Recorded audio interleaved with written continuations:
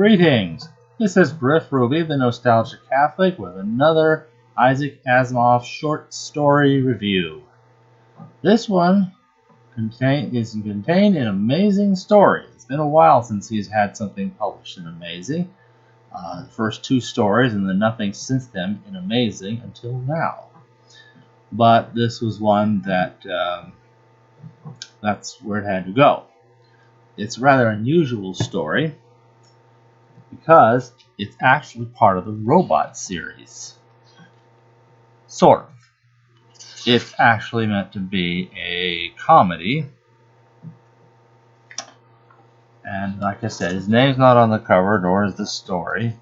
But it is, most importantly, in the table of contents. There we go. Robot AL-76 Goes Astray. It's a short story by Isaac Asimov. And a little blurb there says, it's on page 218. This thing's 244 pages. It looks like amazing and getting really amazingly large. Okay. Squibb says, this isn't the way things should be, insisted AL-76. But just the same, I'm going to work. Okay? So that's kind of what ends up happening. You have a robot meant for the moon. Somehow it gets separated from several others like itself that were also meant for the moon and all got there safely delivered. But this one mysteriously is shown up, let loose on the Earth. And it's a very, very confused robot. Everything is just wrong. You know, point me to the crater. Point to who's got this tool he uses called a decentral. More about that later. So, I think it might be fun though just to start with some of the differences between how that story was originally published and how it's been published ever since. So, what's the next thing? You've already seen there's a table of contents border. There is also a piece of artwork. And in this artwork, you kind of see down in the foreground on this side, there's a guy, we'll be meeting him. He lives out in the boonies in some little shack. And then if you look carefully, you can see there's a robot there operating this giant machine. Actually, rather orderly looking machine, a lot more, I think, than you'd think. And it is zapping a mountain, in fact, into oblivion. So, AL-76 was built for a specific job, but he got lost. However, he knew his job, and he did it. Oh, we have a little tiny note here. The whole mountain went poof, just like that. Yeah, okay. That's the caption for the piece of art there. He zapped it with this whatever it is he built from. Well, that therein hangs a tale. Okay. So what else did they change here?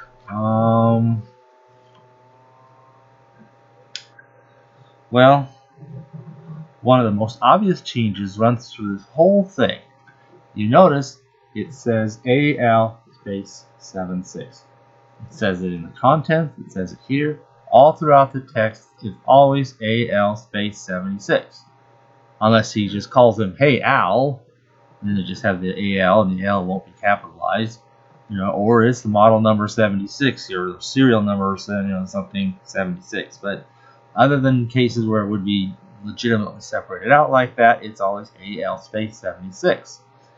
In the more recent publications, or in its official republication, it has always appeared as AL-76.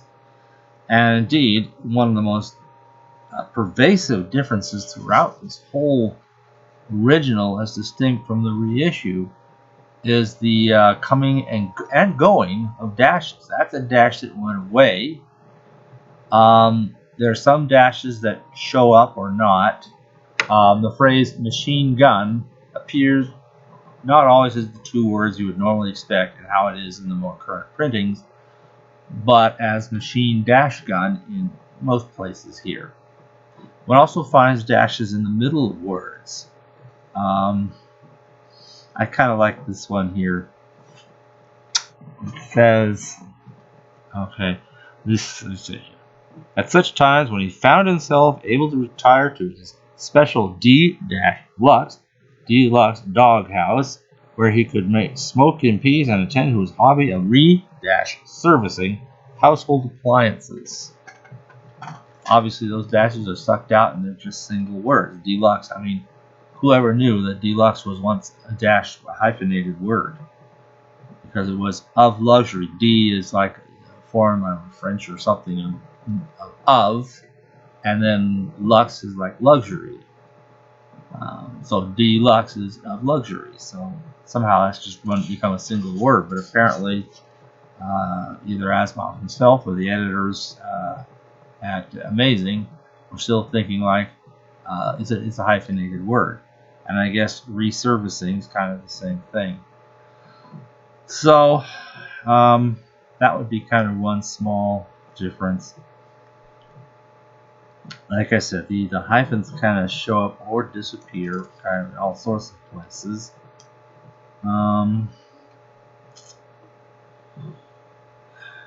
There's a couple other minor things that are kind of cute. There's one where, Randolph Payne, that's the man we saw in the little shack here in the middle of nowhere.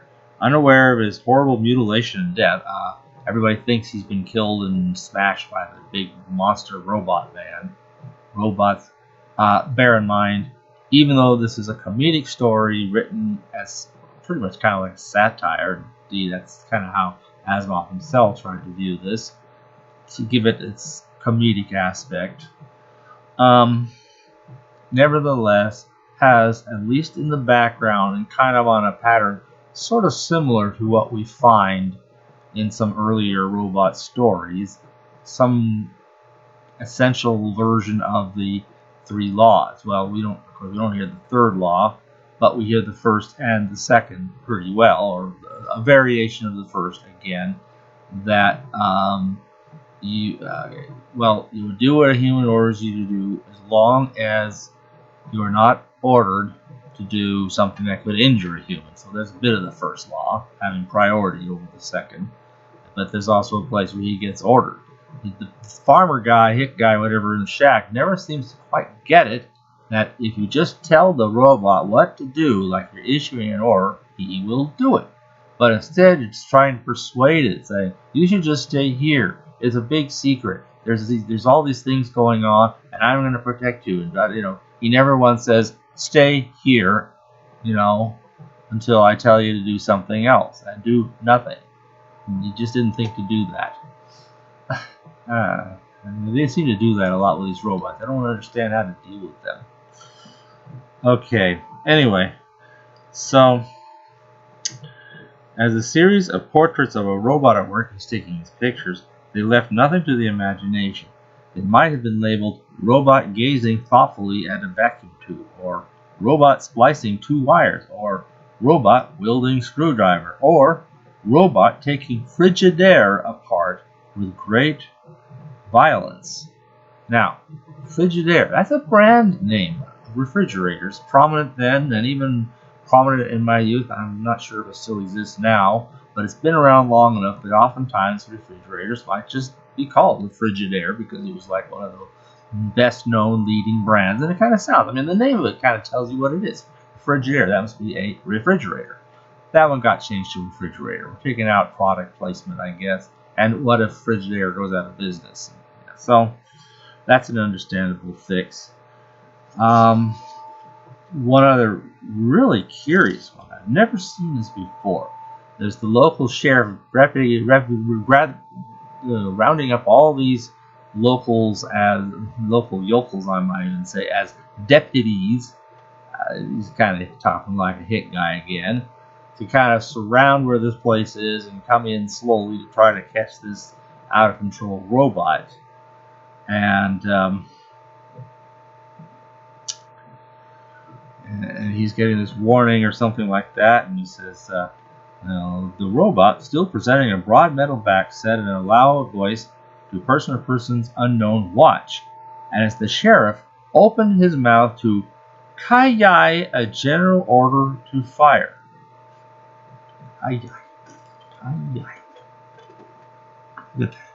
To kai a general order to fire. I have to admit that's a word I've never seen before in my whole life. They replaced it with signal, which is kind of the whole point and purpose of it. Kai is kind of one of those informal ways that in some places you would say something. It might vaguely correspond to the Australian call cooey, something like that maybe. Or maybe not, I don't know. But it's one of these little strange words. Anyway, the story, however, is clearly and obviously the same as originally printed and is reprinted officially by Isaac Asimov himself in his own collection, issued as The Rest of the Robots. Okay, look at that. Now, you'll notice this Rest of the Robots is a big fat book. It goes together with two other big fat books. One being where, having finally acquired all three books of the Foundation trilogy, Doubleday bound them all together as a single volume known as the Foundation trilogy. And at least for their science, their book club edition anyway. So there is a single volume Foundation trilogy, and there have been single volume collections of the original trilogy in many places. They had also, around the same general time frame, gathered together the three Galactic Era novels, also into a single volume, which they called Triangle. Okay, that's kind of a rare print volume now, but it's out there. And it was just the three books already released just now, all bound in one cover. And then there are the two, not three, just two Elijah Bailey novels. So those got bound together, but that makes a smaller book. So he supplemented with all the other robot short stories up to the point he had published that in 1964 that were not in iRobot. Now, about 3 or 4 of the stories actually date from the era in which the stories of iRobot were written. And so it often made sense, even though the Rest of the Robots came out as that big, fat, hardbound volume, to go with the other two to really collect a lot of his important stuff, kind of leaving out the End of Eternity and so forth. But, usually you'd find, especially in the paperback form, there would just be the 8 stories from the Rest of the Robots, which is to say all the short stories, not the 2 great big Elijah Bailey novels. So it just gives you these 8 stories that were not in iRobot. So that's what that was about. Well, there's one more little story about how this went as far as the publishing history that I think is a curious little side path before we got to that. And then I think we can start commenting on the story itself, which actually doesn't merit a whole lot. And that would be in the late 1940s. Well, okay. I happen to have the paperback version, which actually, hardback was dated it's copyright 1949 and had 2 printings. The pocketbook edition, which is what I have here, was published in July. It says published. Actually, first printing, which I have, at least I got a first printing of that in May 1954. And it's called My Best Science Fiction Story. This really got Isaac Asimov very angry. They came to him saying, we're going to put together an anthology of various science fiction writers' stories. And we want their best story. We want a good story, Now, Asimov would have loved to provide them maybe with Nightfall or maybe one of the other robot stories like Reason or Liar or even Robbie, which I guess, for reasons I'll get to, technically, I guess he could have, but maybe he just elected not to. So he could have done one of these things, but there was one other little stipulation, and that's not documented in any form of this My Best Science Fiction Story. He does, however, talk about this in his own biography, and I'll just read a little bit here, because this is kind of interesting.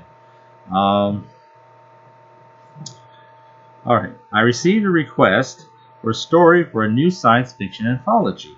Oddly enough, I was asked to pick the story myself and to give a reason for my choice. There was only one catch. I must not pick a story from Astounding because they could not clear permission from that magazine. That put me in a bind since my best stories had all appeared in Astounding. Think of it, Nightfall's in Astounding, all the Foundation is in Astounding. All the robot stories, other than the very first, which was kind of a simplistic beginning and not of itself a terribly great story, were in Astounding. Other stories that he wrote, his best stuff, he wrote for Astounding. And it's only when stories failed to go to Astounding or get published in Astounding that he then turned to sending them to amazing, thrilling wonder stories, startling stories, future fiction, astonishing stories, super science novels, cosmic stories even once, and so forth, because he couldn't get them into astounding science fiction because they just weren't that good. So that really got him. The other writers, probably not so much the problem. They could have still written good stories, and sometimes we're going back to the days before Astounding really became known for what a good story, the quality of the stories. So anyway, that definitely hampers his choice. Anyway, continuing, he says, I chose Robot AL-76 Goes Astray, and in giving my reason for the choice, carefully refrained from saying it was any good, which it wasn't. I simply said it was my humorous robot story, and I had picked it for its lightheartedness. I made my introduction lighthearted too. I will get to that shortly. In fact, as I reread that introduction now, I see in it a considerable bit of that style that was to become common for me at later times, a mixture of self-denigration and self-esteem in equal quantities. I said at one point, and he quotes, in a sense, it's a self-satire. Of course, it's a great day for an author when he becomes important enough to be satirized, and if I waited for a spontaneous gesture on the part of others, I could wait decades, centuries, if I lived long enough. End quote. It earned me $30. Well, that was $30 ill-gained, I think that's what he says. But when the anthology finally appeared, later in the year, it turned out to be money ill-gotten. It was entitled My Best Science Fiction Story, the subtitle being As Selected by 25 Outstanding Authors. Interesting. Paperback edition is 12. Maybe they've cut it down.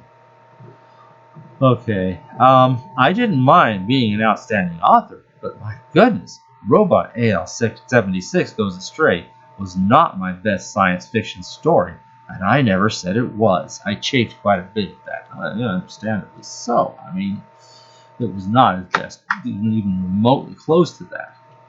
So there he is in this book that calls it his best science fiction story. He picked it out himself, and it doesn't explain that he had to pick it out from all the stuff that wasn't in Astounding Science Fiction. So let's see the whole of what his introduction actually says, because it's kind of fun to hear this and get a little glimpse of how his writing style could come along and kind of hints of things to come, as he already states there. Why I selected Robot AL-76 Goes Astray. I am very pleased with the current furor over what Professor Norbert Wiener of MIT calls cybernetics.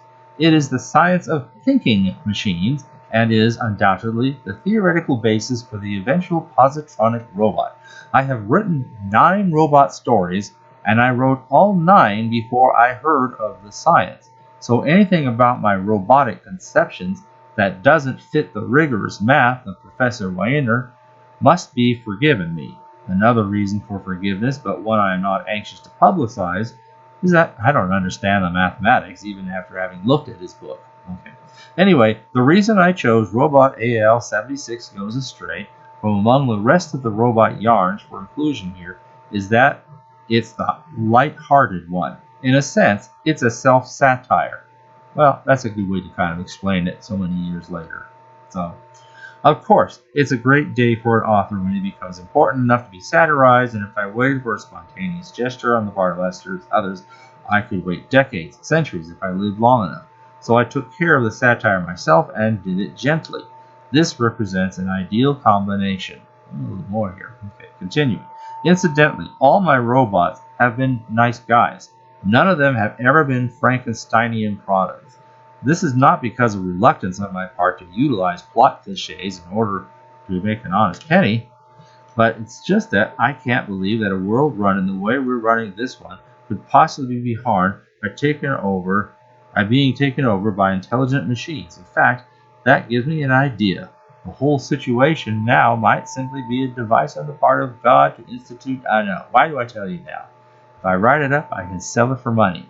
Well, I hope you smile at least once in reading the following pages. I don't want it to be a complete waste of time.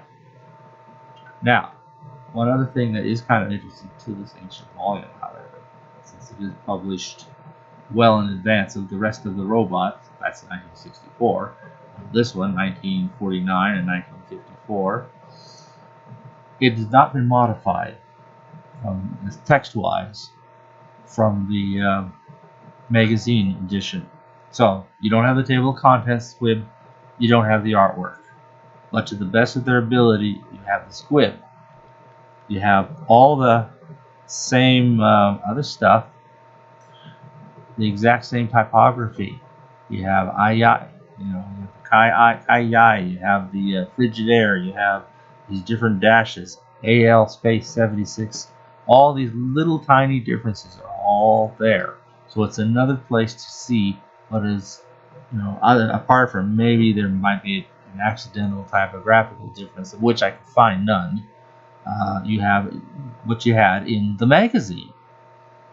So it's originally published. So that is kind of cool. That is the only time, other than his own Rest of the Robots anthology, that story ever got anthologized. And with good reason, too. Because it's not a terribly great story. He's trying to be humorous. At best, I would characterize him as achieving a vaguely humorous atmosphere all along the way. I think I can credit him with that. It does seem to resort to an awful lot of pretty ridiculous hyperbole in various places. Maybe I can think of a really good example. The robot is finding all this junk and going through it and said, "Oh, I can build a disintegro, whatever machine, the one you wanted to operate on the moon. I know enough how to build one to do it with all this stuff you have among your junk." So he starts building one because he wants to get to work. Well, first he's got to build this thing, and then he can start to get to work. Okay. So he's working away at that, and he builds one with some improvements. Okay. Where is this? Get them here now. Randolph. Let's see here. Not too far here. Okay. Puts all this stuff together.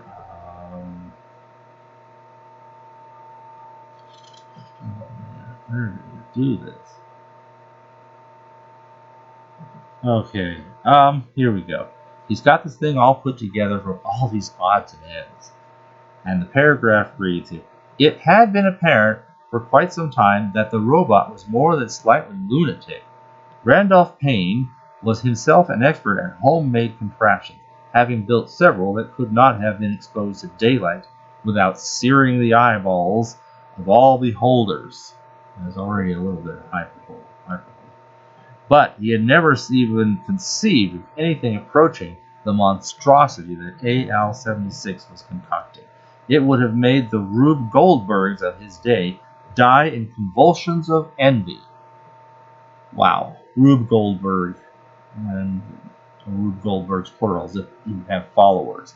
While there may be a handful of instances where people have attempted to simulate a Rube Goldberg kind of concept cartoon, he's the original. He did it the best. He did all the great, unbelievably elaborate contraptions for all the most ridiculously small incidental purposes, and they just that you could look him up, Rube Goldberg.